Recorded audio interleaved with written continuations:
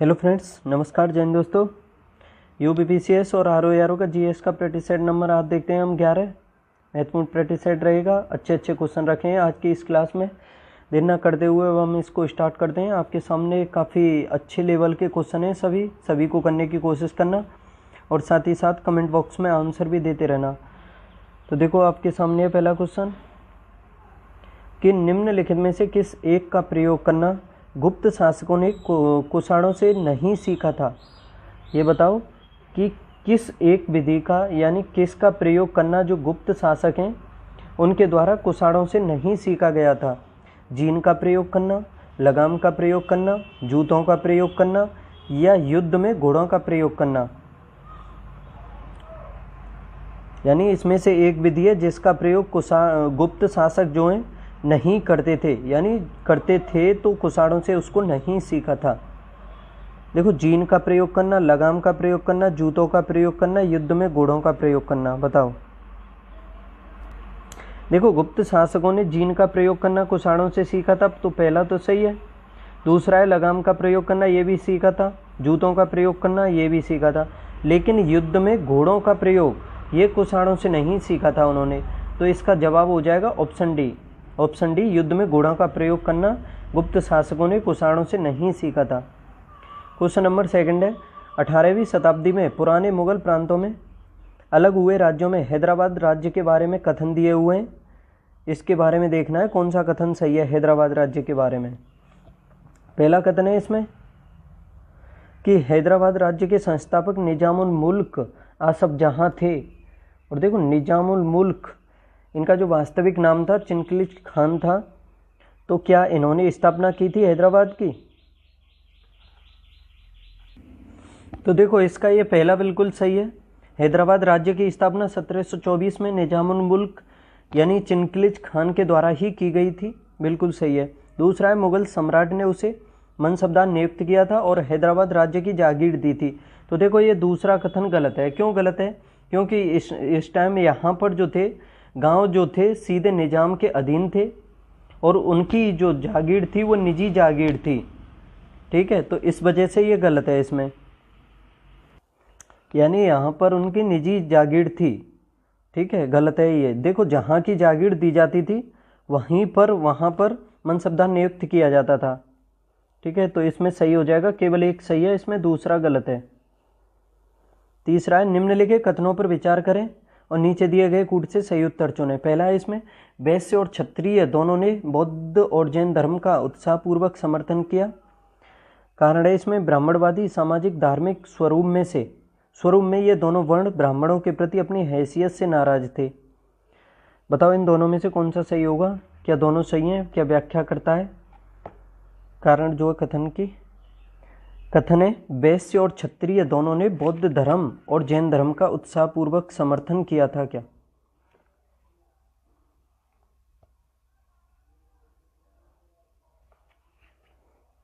बताओ। देखो, सही है पहला कथन। इसमें जो है वैश्य और क्षत्रिय जो वर्ण थे दोनों ने बौद्ध और जैन धर्मों का उत्साहपूर्वक समर्थन किया था। ब्राह्मण, क्षत्रिय, वैश्य और शूद्र ये चार वर्ण हुए। और कारण है इसमें, ब्राह्मणवादी सामाजिक धार्मिक स्वरूप में ये दोनों वर्ण ब्राह्मणों के प्रति अपनी हैसियत से नाराज थे। तो देखो, कारण भी सही है इसका और इससे इसकी स्पष्ट रूप से व्याख्या हो रही है। यानी ब्राह्मणवादी सामाजिक धार्मिक स्वरूप में ये दोनों वर्ण ब्राह्मणों के प्रति अपनी हैसियत से नाराज थे। ठीक है, तो इसी वजह से इन्होंने बौद्ध और जैन धर्म का उत्साहपूर्वक समर्थन किया था। तो समझ सकते हो ये कथन दोनों ही, कथन और कारण दोनों सही हैं और स्पष्ट रूप से इसकी व्याख्या भी हो रही है। तीसरा है इसमें, मोहम्मद बिन तुगलक द्वारा किए गए प्रयोगों को क्रम के अनुसार व्यवस्थित कीजिए। मोहम्मद बिन तुगलक, पढ़ लेना इसके बारे में अच्छे से। देखो, मोहम्मद बिन तुगलक वंश का काफ़ी फेमस शासक हुआ है और इसका जो वास्तविक नाम था वो जोना खान था। 1325 से लेकर के 1351 तक इसने शासन किया था और मोहम्मद बिन तुगलक को ही याद रखना पागल सुल्तान कहा जाता है, लेकिन यह काफ़ी योग्य था। अरबी और फारसी भाषा का भी काफ़ी विद्वान था ये। देखो 1333 ईस्वी में इसके शासनकाल में ही एक प्रसिद्ध अफ्रीकी यात्री था जो मोरक्को से आया था, जिसका नाम था इब्न बतूता, और मोहम्मद बिन तुगलक ने इब्न बतूता को ही अपना काजी नियुक्त किया था। और देखो इब्न बतूता के द्वारा ही रहला नामक एक पुस्तक है वो लिखी गई थी। रहला किसके द्वारा लिखी गई थी? मोहम्मद बिन तुगलक के काजी इब्न बतूता के द्वारा लिखी गई थी। और देखो इब्न बतूता ने दिल्ली को विश्व का सबसे समृद्ध शहर भी बताया था, और यह भी कहा था कि मोहम्मद बिन तुगलक की जो सेना है सबसे बड़ी है। और ये भी कहा जाता है कि मोहम्मद बिन तुगलक का जो शासन था वो 3 स्थानों को छोड़ करके, यानी 3 स्थानों को छोड़ करके पूरे भारत पर इसका अधिकार था। देखो जम्मू कश्मीर हो गया आपका, बलूचिस्तान, राजपूताना, इन तीनों स्थानों को छोड़ करके। और इसने धर्मनिरपेक्ष राज्य की भी स्थापना की थी, ऐसा कहा जाता। और इसने सोने की ईंटों से एक महल भी बनवाया था। और एक चीज़ और याद रखना कि दिल्ली सल्तनत में यह पहला शासक था जिसने सती प्रथा को प्रतिबंधित करने की कोशिश की थी, बंद नहीं किया था। और इसके टाइम में दक्षिण में 27 विद्रोह हुए थे और उत्तर भारत में 7 विद्रोह हुए थे। तो देख सकते हो कुल मिलाकर के 34 विद्रोह हुए थे इसके टाइम में। और देखो इसके लिए ये जाना जाता है महत्वपूर्ण, जो इसने 5 प्रयोग किए थे और पाँचों के पाँचों असफल हुए थे, उनके लिए काफ़ी प्रसिद्ध है। जैसे इसने अपनी राजधानी परिवर्तन की, एक सेकंड, ये क्या हो जाता है? देखो मोहम्मद बिन तुगलक ने सबसे पहले अपनी राजधानी बदली थी दिल्ली से देवगिरी, लेकिन वहाँ विद्रोह हो गया था तो 2 वर्ष बाद फिर दिल्ली वापस कर दी थी।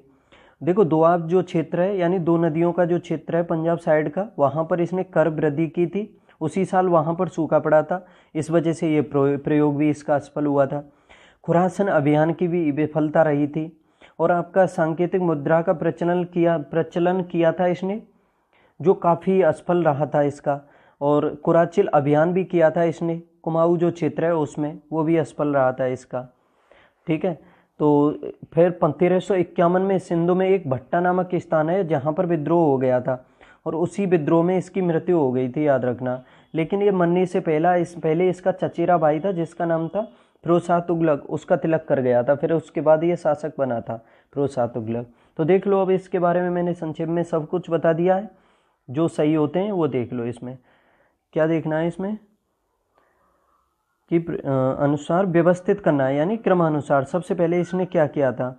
ये इसके द्वारा जो 5 प्रयोग किए गए थे, राजधानी परिवर्तित, कर वृद्धि, सांकेतिक मुद्रा, खुरासन अभियान।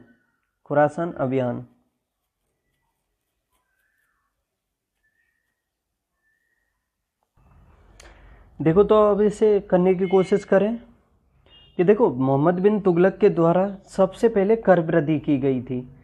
ठीक है, कर वृद्धि सबसे पहले आएगी, तो कर वृद्धि 1 में दिया हुआ है, आंसर इसका ऑप्शन सी है। ठीक है, उसके बाद राजधानी परिवर्तन किया गया, उसके बाद सांकेतिक मुद्रा, फिर खुरासान अभियान। ठीक है, तो ऑप्शन सी इसका सही जवाब हो जाएगा। अब देखो क्वेश्चन नंबर 5, जैनुल आबिदीन की उपलब्धियों में कौन सा कथन सही नहीं है? जैनुल आबिदीन की उपलब्धियों में, देखो काफ़ी अच्छा क्वेश्चन है। क्वेश्चन नंबर 5, जैनुल आबिदीन की उपलब्धियों के बारे में कौन सा कथन सही नहीं है? देखो जैनुल आबिदीन बुढ़शाह कहा जाता था क्या इसे? जैनुल आबिदीन को बुढ़शाह कहा जाता था। उसने लद्दाख पर मंगोल हमले को नाकाम किया था, और यह तिब्बत एक खुर्द को नहीं जीत पाया था। उसे कश्मीर का अकबर कहा जाता था। तो कौन सा गलत है इन चारों में? देखो जैनुल आबिदीन इसने तिब्बत एक खुर्द को जीत लिया था, जबकि इसमें दिया हुआ है कि जीत नहीं पाया था, तो ये गलत है और यही आंसर है। उसे बुढ़शाह कहा जाता था। लद्दाख पर मंगोल जो हमला हुआ था उसको नाकाम कर दिया था। उसे कश्मीर का अकबर भी कहा जाता था। तो ऑप्शन सी है इसका सही जवाब। अब देखो क्वेश्चन नंबर 6 में इसमें आपको मिलान करना है सूची फर्स्ट का सूची सेकंड से। एक साइड में सूची फर्स्ट में ताम्र पाषाणी के स्थल हैं और उनकी अवस्थिति दूसरी सूची में दी हुई है। जैसे गणेश्वर जो ताम्र पाषाणी के स्थल है वो कहाँ पर है? चंदौली, ताराडीह या मालवा? देखो करने की कोशिश करो, बताओ।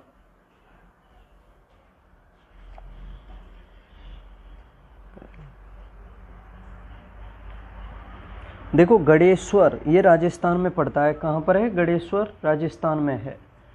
बिल्कुल सही है, राजस्थान में ही पड़ता है गणेश्वर।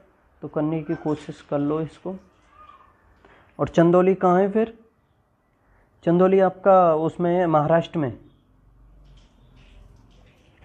ठीक है, गणेश्वर हो गया आपका राजस्थान में, 1 का 3 हो जाएगा। चंदौली महाराष्ट्र में, इसका 2 हो जाएगा। ताराडीह ये बिहार में, और मालवा ये मध्य प्रदेश क्षेत्र है।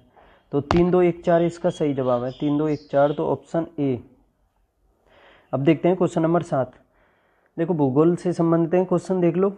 पवनों के द्वारा निर्मित स्थल रूपों के संबंध में कौन सा कथन सही नहीं है। पवनों के द्वारा जो निर्मित स्थल रूप होते हैं, यानी स्थल की आकृति जो पवनों से बनती हैं, उसके संबंध में देखना है कौन सा सही नहीं है।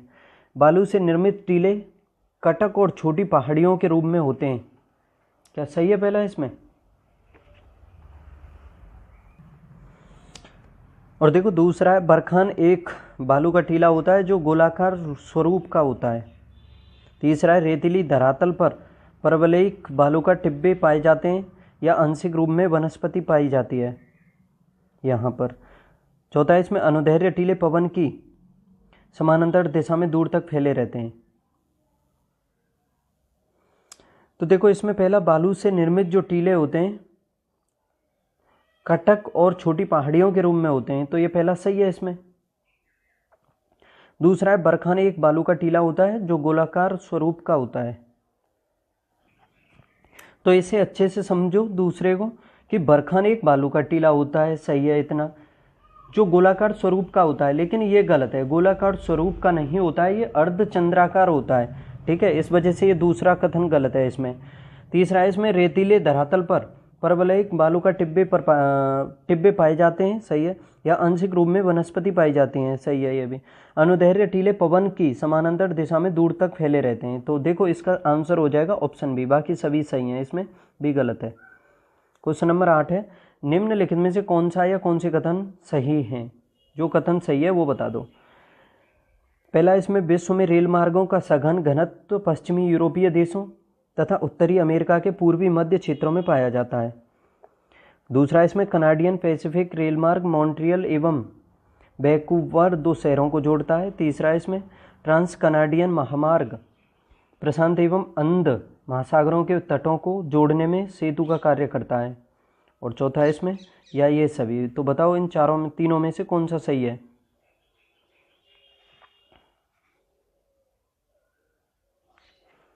देखो ये सभी सही दिए हुए हैं। क्वेश्चन नंबर 8 कि पहला है, इसमें विश्व में रेल मार्गों का सघन घनत्व तो पश्चिमी यूरोपीय देशों तथा उत्तरी अमेरिका के पूर्वी मध्य क्षेत्रों में पाया जाता है, तो सही है। कनाडियन पैसिफिक रेल मार्ग मॉन्ट्रियल एवं वैंकूवर 2 शहरों को जोड़ता है, सही है ये भी। ठीक है। तीसरा, इसमें ट्रांस कनाडियन महामार्ग प्रशांत एवं अंध महासागरों के तटों को जोड़ने में सेतु का कार्य करता है, तो ये सभी सही हैं। ऑप्शन डी सही जवाब हो जाएगा। अब देखते हैं क्वेश्चन नंबर 9, जनांकीय संक्रमण सिद्धांत की कौन सी अवस्था जनांकीय अपर्दन या जातीय संहार की अवस्था है जिसे कोलिन क्लर्क ने ऋणात्मक वृद्धि की अवस्था कहा है। दूसरी अवस्था, तीसरी अवस्था, चतुर्थ अवस्था या पांचवी अवस्था, बताइए। जनांकीय संक्रमण सिद्धांत की कौन सी अवस्था जनांकीय अपर्दन या जातीय संहार की अवस्था है जिसे कोलिन क्लर्क ने ऋणात्मक वृद्धि की अवस्था कहा है, कौन सी अवस्था है। तो देखो ये है पांचवी अवस्था, ऑप्शन डी सही जवाब हो जाएगा, पांचवी। क्वेश्चन नंबर 10, खानाबदोश जनजाति के लोग सर्वाधिक निम्न में से किस क्षेत्र में पाए जाते हैं। जो खानाबदोश जनजाति है वो सर्वाधिक किस क्षेत्र में पाई जाती है, गर्म नमी वाले प्रदेश में, ठंडे नमी वाले प्रदेश में, शुष्क क्षेत्र में या वर्षा वाले क्षेत्र में, बताइए।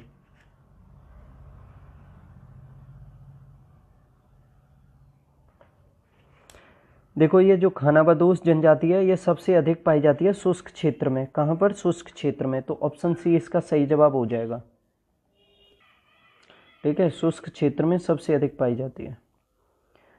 खगोलीय पिंडों के संबंध में कौन सा कथन सही नहीं है।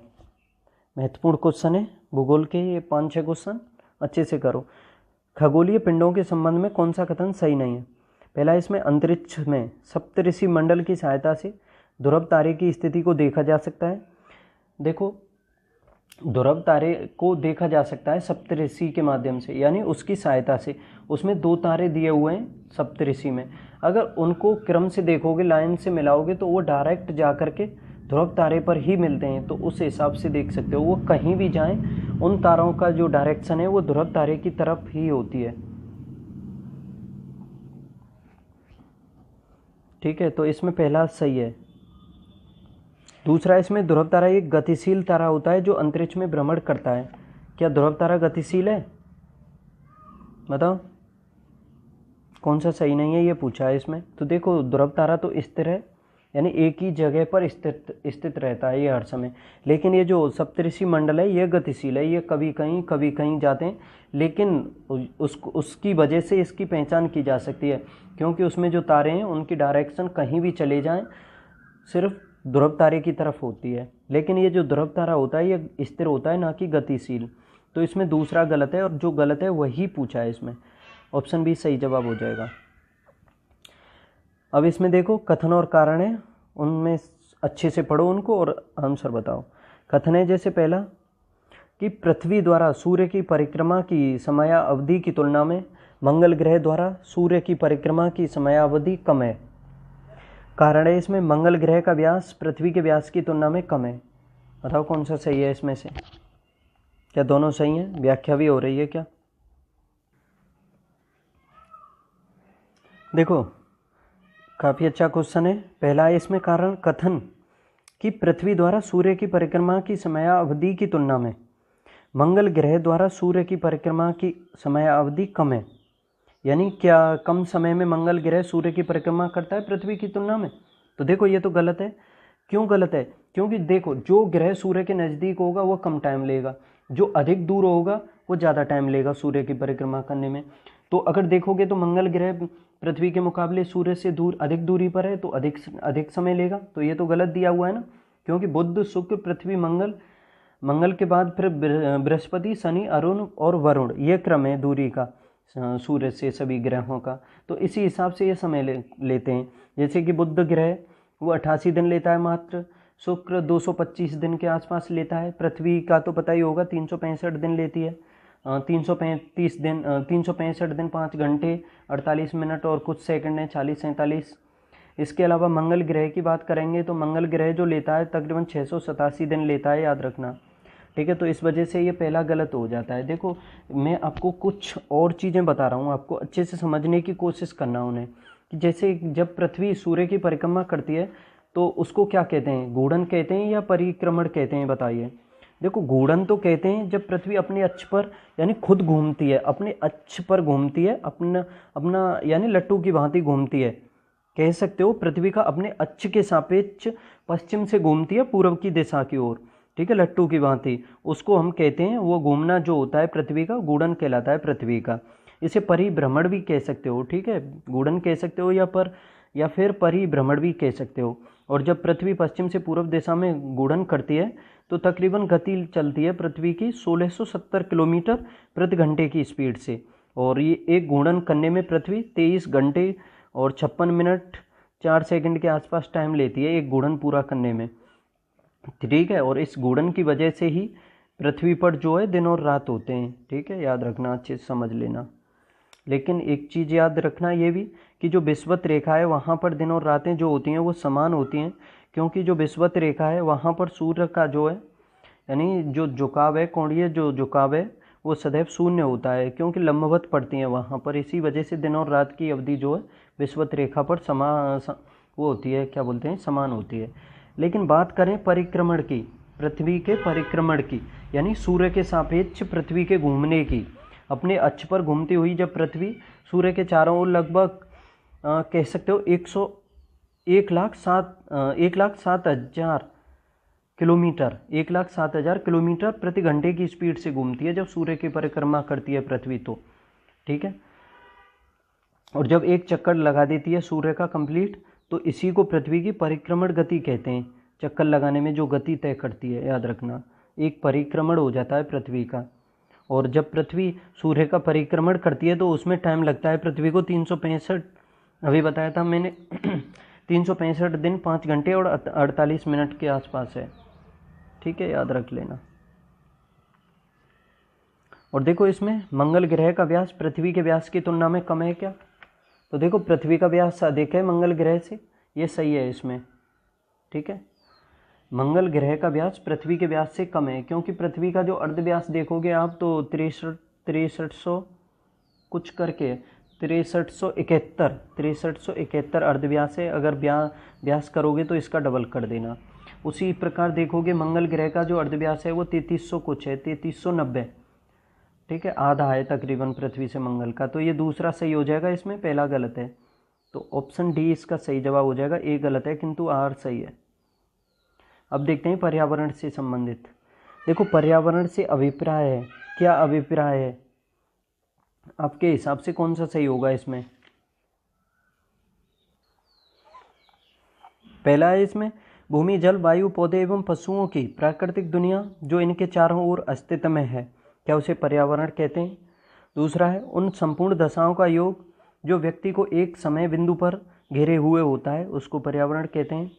यह भौतिक, जैविकीय एवं सांस्कृतिक तत्वों की अंतःक्रियात्मक व्यवस्था जो अंतः संबंधित होती है यानी होते हैं, क्या उसको पर्यावरण कहते हैं? या ये सभी? देखो उपयुक्त सभी किसी ऑप्शन में आ जाए तो उसकी संभावना सही होने की अधिक होती है। तो समझ सकते हो ये सभी पर्यावरण से संबंधित ही हैं कि भूमि, जल, वायु, पौधे एवं पशुओं की प्राकृतिक दुनिया जो इनके चारों ओर अस्तित्व में है उसको पर्यावरण कहते हैं। दूसरा है उन संपूर्ण दशाओं का योग जो व्यक्ति को एक समय बिंदु पर घेरे हुए होता है, उसको भी पर्यावरण कह सकते हो। और भौतिक, जैविकीय एवं सांस्कृतिक तत्वों की अंतःक्रियात्मक व्यवस्था जो अंतः संबंधित होते हैं, पर्यावरण। तो समझ सकते हो इसका सही जवाब हो जाएगा उपयुक्त सभी। क्वेश्चन नंबर 14, पारिस्थितिकी तंत्र पर मानव के प्रभाव के संबंध में निम्न कथनों पर विचार करें।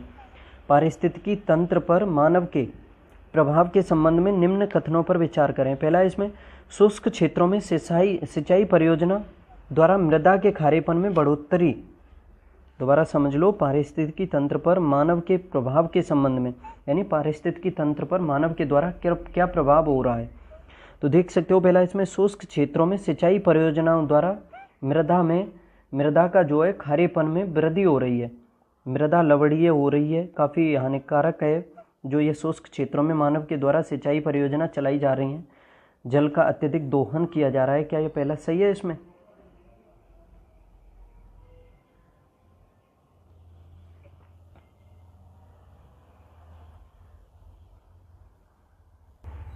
तो देख सकते हो इससे कि शुष्क क्षेत्रों में सिंचाई परियोजनाओं का मृदा पर खारेपन में बढ़ोतरी हो रही है, तो उससे पारिस्थितिकी तंत्र पर प्रभाव हो रहा है। तो पहला तो सही है इसमें।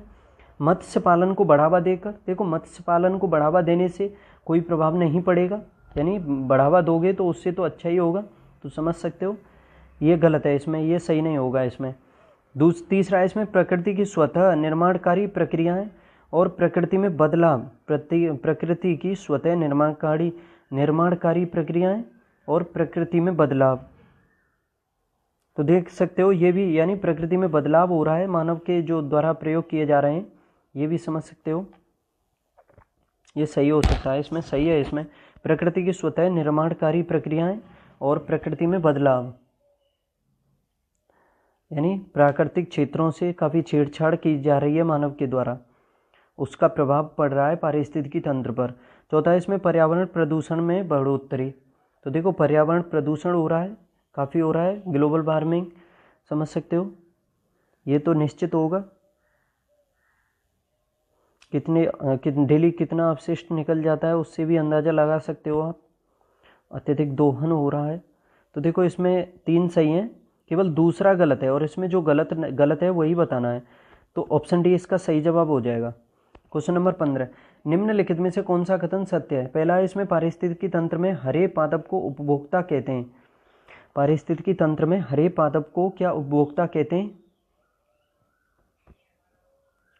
हरे पादप को उपभोक्ता कहेंगे क्या? बताओ इसमें जो सत्य है। देखो हरे पादप को उपभोक्ता नहीं कहते हैं, उत्पादक कहते हैं। दूसरा इसमें पादप प्लवक, काई और बड़े पादप स्थलीय पारिस्थितिकी तंत्र के प्राथमिक उत्पादक हैं। पादप प्लवक, काई और बड़े पादप स्थलीय पारिस्थितिकी तंत्र के प्राथमिक उत्पादक हैं। स्थल पर पाई जाएगी क्या काई? पादप प्लवक, काई।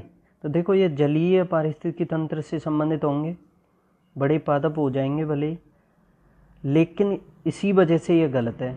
काई जो है ये जलीय क्षेत्र से संबंधित है, पादप प्लवक भी। ठीक। तीसरा, इसमें जीवों की परस्पर अंतर निर्भरता के कारण श्रृंखला जाल का निर्माण होता है। जीवों की परस्पर अंतर निर्भरता के कारण श्रृंखला जाल का निर्माण होता है।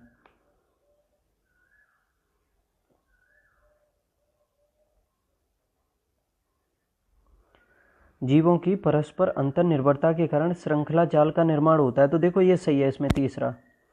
पादपों से आहार पूर्ति करने वाले जीव द्वितीय उपभोक्ता कहलाते हैं। पादपों से आहार पूर्ति करने वाले जीव द्वितीयक उपभोक्ता कहलाते हैं। तो देखो ये द्वितीयक नहीं, प्राथमिक उपभोक्ता कहलाएंगे जो पादपों से अपना भोजन लेंगे। तो इस वजह से ये भी गलत है। आगे देखते हैं क्वेश्चन नंबर 16। पर्यावरण में जीवों के बीच होने वाली अंतःक्रिया के संबंध में कौन सा युग्म सही सुमेलित है? पर्यावरण में जीवों के बीच होने वाली अंतःक्रिया के संबंध में कौन सा युग्म सही सुमेलित है? काफी अच्छा क्वेश्चन है। देखो पहला, परिजीविता, एक जीव को लाभ तथा दूसरे को हानि होती है क्या परिजीविता में? बताओ।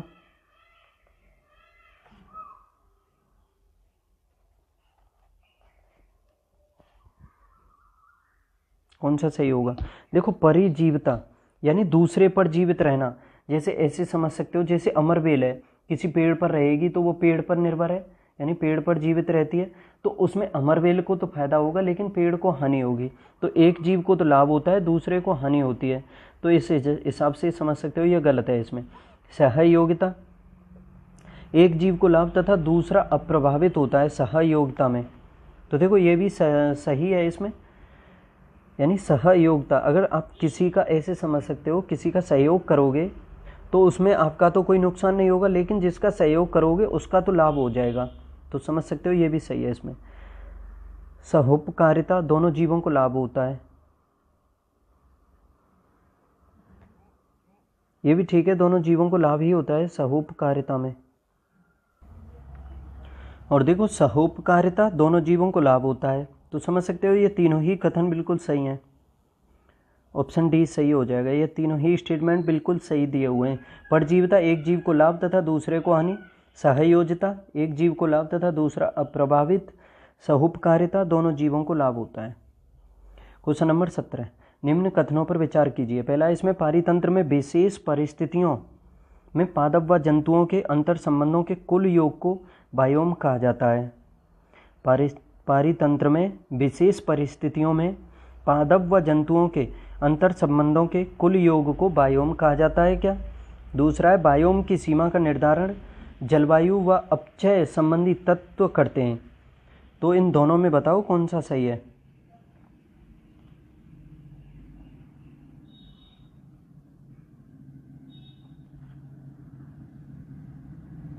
देखो ये दोनों ही कथन बिल्कुल सही हैं। पारितंत्र में विशेष परिस्थितियों में पादप व जंतुओं के अंतर संबंधों के कुल योग को बायोम कहा जाता है, याद रखना। बायोम की सीमा का निर्धारण जलवायु व अपक्षय संबंधी तत्व करते हैं। तो ये दोनों ही कथन सही हैं। ऑप्शन सी सही जवाब हो जाएगा, एक और दो दोनों हो। अब देखते हैं क्वेश्चन नंबर 18। 1773 के नियामक अधिनियम के संबंध में निम्न कथनों पर विचार कीजिए। 1773 के नियामक अधिनियम के संबंध में निम्न कथनों पर विचार कीजिए। पहला, इसमें इनके अंतर्गत कलकत्ता प्रेसिडेंसी में एक सरकार की स्थापना की गई। दूसरा है, इस सरकार में गवर्नर जनरल और उसकी परिषद के 4 सदस्य थे जो अपनी सत्ता का उपयोग संयुक्त रूप से करते थे। तीसरा है, यानी 1773 के नियामक अधिनियम के संबंध में देखना है इन कथनों को और ये बताना है कौन सा गलत है।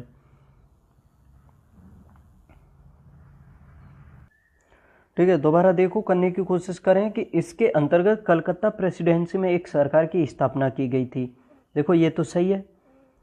दूसरा है, 1773 के नियामक अधिनियम से सरकार में गवर्नर जनरल और उसकी परिषद के 4 सदस्य थे जो अपनी सत्ता का उपयोग संयुक्त रूप से करते थे। तो देखो ये भी ठीक है। इसने ब्रिटिश ताज को बंबई में एक उच्चतम न्यायालय की स्थापना के लिए अधिकृत किया जिसका क्षेत्र बंगाल, बिहार एवं उड़ीसा तक विस्तृत था। तो देखो ये गलत है, बंबई में नहीं, ये बंगाल में होगा, यानी कलकत्ता में एक उच्चतम न्यायालय की स्थापना के लिए अधिकृत किया था। तो इस वजह से ये तीसरा गलत है इसमें। चौथा देख लो, इस अधिनियम ने गवर्नर जनरल एवं उसकी परिषद पर कई अंकुश लगाए थे। तो देखो ये भी ठीक है। जो गलत है केवल वो बताना है इसमें, तो केवल 3 ही गलत है और जवाब भी यही है। आज का सेकंड लास्ट क्वेश्चन देखते हैं और 2-4 क्वेश्चन और हैं। देख लो, कथन और कारण का क्वेश्चन है। कथन देखते हैं पहले। भारतीय संविधान एक आधारभूत कानूनी दस्तावेज है जिसके अनुसार देश की शासन प्रणाली का क्रियान्वयन होता है। भारतीय संविधान एक आधारभूत कानूनी दस्तावेज है जिसके अनुसार देश की शासन प्रणाली का क्रियान्वयन होता है। क्या सही है ये? देखो कथन दोबारा कि भारतीय संविधान एक आधारभूत कानूनी दस्तावेज है जिसके अनुसार देश की शासन प्रणाली का क्रियान्वयन होता है। तो बिल्कुल सही है। संविधान जो है आधारभूत कानूनी दस्तावेज है और इसी की वजह से, इसी के अनुसार जो शासन प्रणाली है वो चलती है। कारण है, भारतीय संविधान के आधार पर देश के किसी कानून का निर्माण किया जाता है। ऐसा कोई भी कानून नहीं बनाया जा सकता जो संविधान के अनुकूल नहीं हो। तो देखो ये दोनों ही सही हैं, बिल्कुल इजी क्वेश्चन है और व्याख्या भी हो रही है कारण की वजह से कथन की, क्योंकि भारतीय संविधान के आधार पर ही देश के किसी कानून का निर्माण किया जाता है। ऐसा कोई भी कानून नहीं बनाया जा सकता जो संविधान के अनुकूल नहीं हो। तो कह सकते हो भारतीय संविधान जो है एक आधारभूत कानूनी दस्तावेज है और इसी के अनुसार देश की शासन प्रणाली जो है चलाई जाती है। तो ये दोनों ही सही हैं और स्पष्ट रूप से व्याख्या भी हो रही है। 20वां क्वेश्चन है, संविधान की प्रस्तावना में प्रयुक्त निम्न शब्दों को उनके सही क्रम में व्यवस्थित कीजिए। समाजवादी, प्रजातांत्रिक, सार्वभौमिक, पंथनिरपेक्ष। जिसको प्रस्तावना पता होगी तो आसानी से कर लोगे इसको।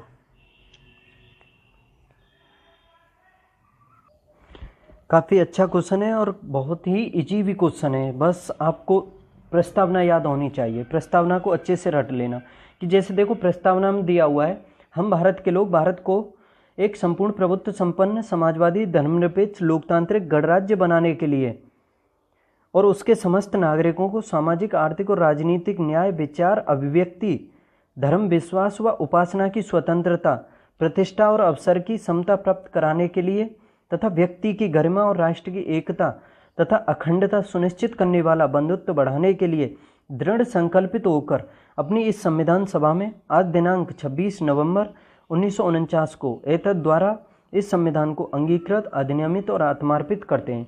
तो प्रस्तावना को अच्छे से रट लेना। शायद मैं थोड़ा भूल गया हूँ, बीच में छोड़ गया हूँ, जैसे कि इसमें दिया हुआ था इसके समस्त नागरिकों को सामाजिक, आर्थिक और राजनीतिक न्याय, विचार नहीं बोल दिया था मैंने शायद, विचार, अभिव्यक्ति, धर्म, विश्वास व उपासना की स्वतंत्रता मैंने बोल दिया था सब। तो आप भी इसी तरह से इसको रट लेना अच्छे से, 10-15 बार रिवाइज करना अच्छे से, निश्चित याद हो जाएगी। ठीक है, तो देख लो मैंने बोला था हम भारत के लोग भारत को एक संपूर्ण प्रभुत्व संपन्न, तो सबसे पहले कौन सा आएगा इसमें? संपूर्ण प्रभुत्व संपन्न। तो समझ सकते हो सार्वभौमिक को ले लो सबसे पहले, संपूर्ण प्रभुत्व संपन्न। समाजवादी, समाजवादी को दूसरे स्थान पर ले लो इसको। ठीक है, पहले आएगा इसमें 3, उसके बाद 1 आ जाएगा। संपूर्ण प्रभुत्व संपन्न, समाजवादी, धर्मनिरपेक्ष, फिर इसके बाद 4 ले लो, पंथनिरपेक्ष, लोकतांत्रिक या प्रजातांत्रिक कुछ भी कह सकते हो, इसको इसमें ले लो फिर गणराज्य बनाने के लिए। तो 3-1-2-4, 3-1-4-2, 3-1-4-2 इसका सही जवाब है। देख लो तो ऑप्शन सी इसका सही है। आगे देखते हैं क्वेश्चन नंबर 21। निम्नलिखित कथनों पर विचार कीजिए। वर्ष 1920 में कांग्रेस के नागपुर अधिवेशन में भारतीय राष्ट्रीय कांग्रेस ने राज्यों के भाषाई आधार पर गठन के लिए सिद्धांत को स्वीकार किया था क्या? बताओ पहला सही है क्या इसमें? क्वेश्चन नंबर 21 का आंसर बता दो।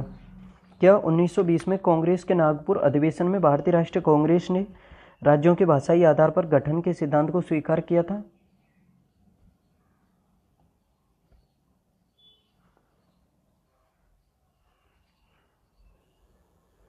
तो देखो ये सही है इसमें। दूसरा है स्वतंत्रता प्राप्ति के पश्चात राष्ट्रीय नेताओं ने सामाजिक आर्थिक चुनौतियों के कारण राज्यों का भाषाई आधार पर गठन करने से इनकार कर दिया था। राष्ट्रीय नेताओं ने, तो देखो ये भी ठीक है। तो समझ सकते हो ये दोनों ही कथन बिल्कुल सही हैं।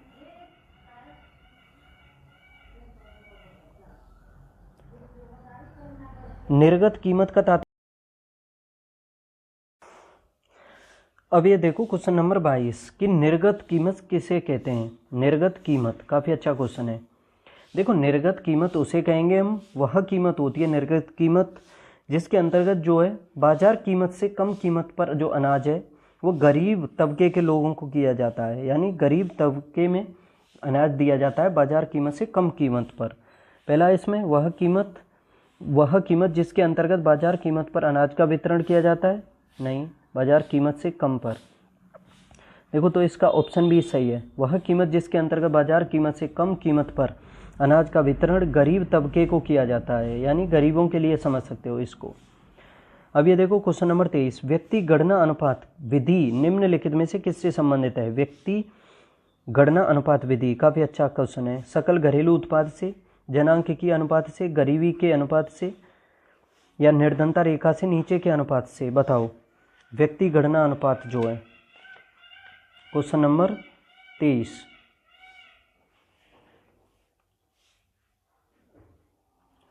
तो देखो इसका सही जवाब हो जाएगा निर्धनता रेखा से नीचे के अनुपात से संबंधित है ये जो है व्यक्ति गणना अनुपात विधि। क्वेश्चन नंबर 24, कथनों में से कौन सा सत्य है ये देखना है। पहला इसमें विभिन्न देशों के मध्य परस्पर संबंध और तीव्र एकीकरण वैश्वीकरण कहलाता है। देखो वैश्वीकरण, निजीकरण और सरलीकरण। देखो अर्थव्यवस्था में नियमों का सरलीकरण क्या कहलाता है। दोबारा समझो इसे कि जैसे उदारीकरण, वैश्वीकरण, निजीकरण 3 शब्द हैं। उदारीकरण, अर्थव्यवस्था में नियमों का सरलीकरण क्या कहलाता है, उदारीकरण। अर्थव्यवस्था में नियमों का सरलीकरण, उदारीकरण।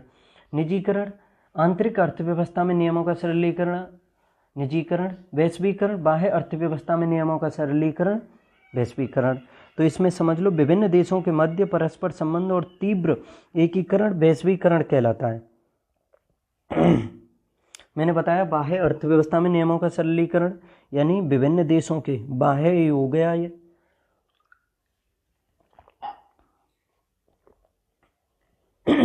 देखो निजी यानी एक ही देश के अंतर्गत होगा सब कुछ। वैश्वीकरण सभी देशों के मध्य हो सकता है या कुछ देशों के मध्य यानी बाहर होगा वो। तो विभिन्न देशों के मध्य परस्पर संबंध और तीव्र एकीकरण वैश्वीकरण कहलाता है। तो सही है ये पहला। सरकार द्वारा व्यापारिक गतिविधियों में अवरोधों अथवा प्रतिबंधों को हटाने की प्रक्रिया उदारीकरण के नाम से जानी जाती है। तो मैंने बताया अर्थव्यवस्था में नियमों का सरलीकरण यानी प्रतिबंध जो हैं, अवरोध जो हैं, प्रतिबंध या अवरोध जो हैं, उन सभी को हटाने की प्रक्रिया जो उदारीकरण कहलाता है, यानी सरलीकरण ही उदारीकरण कहलाता है। तो ये दोनों ही कथन बिल्कुल सही है। Option C